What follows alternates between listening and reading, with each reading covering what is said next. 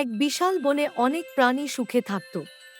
তাদের মধ্যে গজরাজ নামের এক বুদ্ধিমান হাতি ছিল। একদিন বনে বৃষ্টি বন্ধ হয়ে গেল, নদী শুকিয়ে গেল। পানির অভাবে সব প্রাণী খুব কষ্ট পাচ্ছিল। সবাই যখন হতাশ, তখন গজরাজ বলল, বন্ধুরা, পাহাড়ের ওপারে এক পুরনো জলাশয় আছে, চলো আমরা সেখানে যাই। গজরাজের কথায় সবাই রাজি হল। গজরাজ পথ দেখিয়ে সবাইকে নিয়ে সেই জলাশয়ে পৌঁছালো। জলাশয়ে প্রচুর পানি দেখে সবাই খুশি হল, কিন্তু কিছু খরগোশ ভয় পেল, হাতি এলে আমাদের গর্ত ভেঙে যাবে। গজরাজ শান্তভাবে বলল, চিন্তা করো না, আমরা সাবধানে জল খাব, কেউ কারো ক্ষতি করব না। সেই দিন থেকে হাতি ও ছোট প্রাণীরা মিলেমিশে থাকত। গজরাজ তার বুদ্ধি ও দয়া দিয়ে সবাইকে রক্ষা করেছিল।